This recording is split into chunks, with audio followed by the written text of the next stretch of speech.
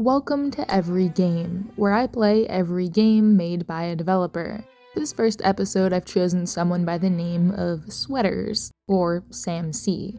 As I was browsing through the overwhelming catalog of games on itch, one in particular stood out to me, Easy Delivery Co. It's got pretty much everything I love in a game: a small open world, off-roading, delivery missions, PSX graphics, and a deceiving calmness about it that's full of sinister undertones.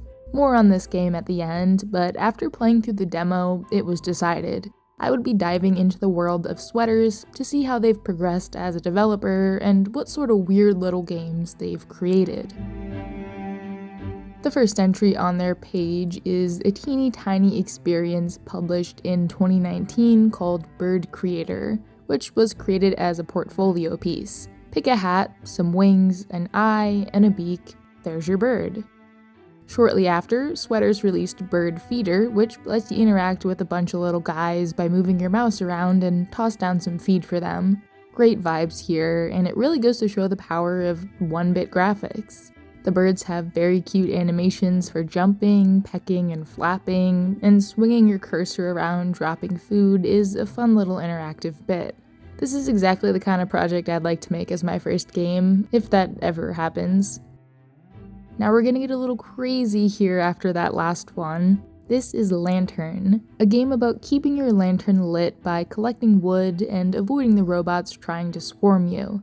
WASD to move, enter or space to throw the lantern and destroy the robots. Same black and white aesthetic as before, but now we're in a much more hostile world. If you don't collect wood fast enough to fuel your fire, the darkness quickly closes in around you, suffocating our brave hero. Reality can be so cruel.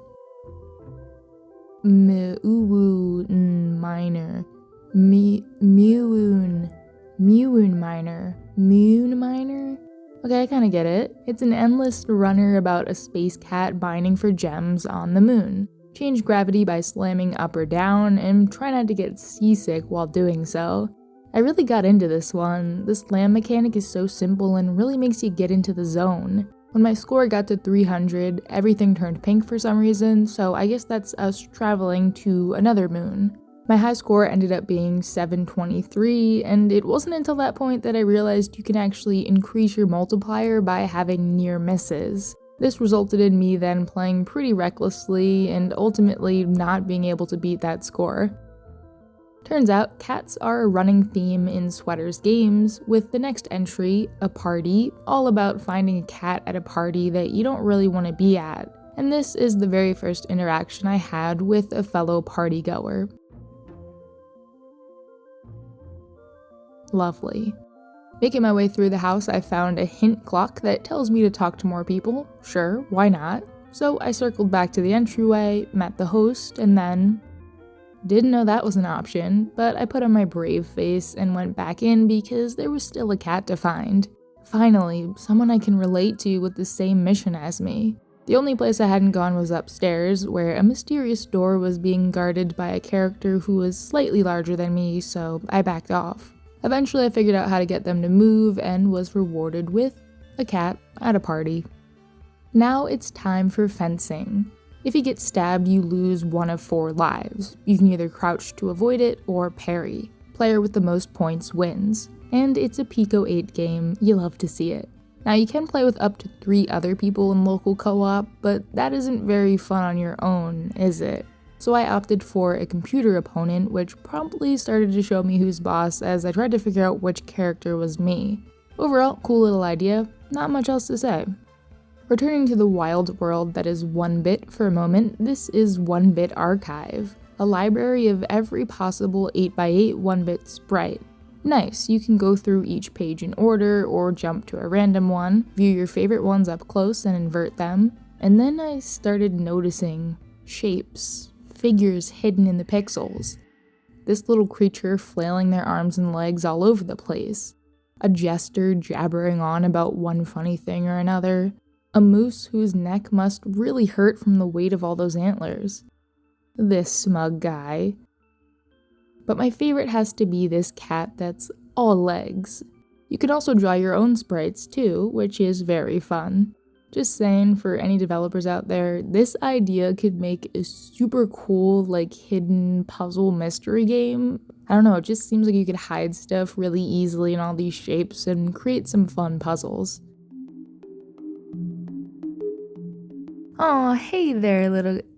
This is Ketris. Tetris with kets instead of blocks that you have to decapitate in order to avenge your innocent pooch. And that's about it. w.i.p is a game about game development. You are the character of said game, and all you can do is walk, pick up, and throw objects, because, you know, it's still a work in progress. Honestly though, throwing the ball around is pretty fun. And then you meet the developer. They tell you about their struggle with motivation, which is why they haven't finished any games before. You can even talk to some of their previous playable characters, sad and forgotten, in a series of endless hallways. This one was super charming and really shows off some of the mental struggles behind developing a game. And now we're back with Pico 8 in Data Restored. Fallen into forgotten ruins, a little lad has to collect mysterious data containers by throwing blocks and solving puzzles. Sign me up. This is such a tight puzzle platformer, I think a lot of you watching would like it. The puzzles are pretty simple, as most puzzles should be, but there were still a couple rooms that stumped me for a few good minutes until I figured out their various obvious solutions. I kinda get like stripped down Animal Well vibes from the game, even though they're not that similar, just both pixel puzzle platformers. I think it is something to do with all the boxes having eyes that follow you around when you move. Definitely my favorite game I played so far, but we still have 2 more interesting projects to go. Now we're moving into completely uncharted territory here with an FPS. So Chosen is a multi-person project, and Sam was the systems and gameplay programmer on it. The main hook here is that you have 2 hooks, which you can use to grab items like explosive barrels or weapons straight out of your enemy's hands. And yeah, I'm not very good at it, but I still had fun trying. Here's some much better gameplay footage from a trailer which shows off some of the game's levels and weapons. It's got a great early 2000s Halo vibe going on, and I'd like to think it inspired Sweater's transition into the world of 3D. Now for the big one, Easy Delivery Co. If there's one game from this video you play, it should be this demo. The driving feels so good, the atmosphere is perfectly haunting, and the characters are cats. See, I told you it was a running theme. You've been hired as a delivery driver in a once lively, scenic mountain town, now plagued with inhospitable weather. You've got your little truck, a tank full of gas, and that's about it. Choose from regular deliveries or timed challenges that sometimes require you to take creative shortcuts. Disclaimer, I didn't realize I could make the game full screen for quite a while, so apologies for some of this footage being in 4:3. So yeah, the driving here is a blast. You can slip around on the ice, and certain objects will bounce out of your truck if you drive too recklessly.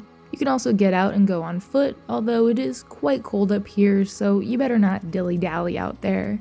There are a couple of items you can buy, like a shovel to clear the snow off the road, or energy drinks to give you a boost, and I'm looking forward to more stuff in the full game, which is hopefully releasing this year. I also want to mention the UI. Your menu screen is this easy OS desktop where you can move all your files around and even throw some in the trash, but not the important ones, don't worry. Here you can pick up jobs, which usually offer a meager pay, but hey, money is money. I think it's a super cool detail that Sam kept the 1-bit thing going that was used in so many of their previous games. It's a nice little callback. And the map here is probably one of my favorite parts of the game, with the topology of the mountain included so you can plan any potential cliff jumping shortcuts.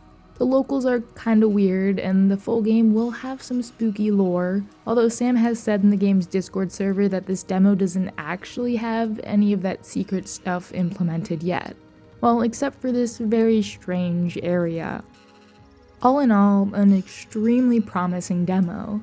Go wishlist Easy Delivery Co. on Steam if it looks interesting, and stick around the channel for more developer deep dives like this one. I have a whole list of devs I want to check out one day, maybe some more Pico 8 games, definitely some horror games, and a whole lot of weird stuff thrown in between. I have some even bigger projects in the works, so stay tuned for those, and stay frosty, friends.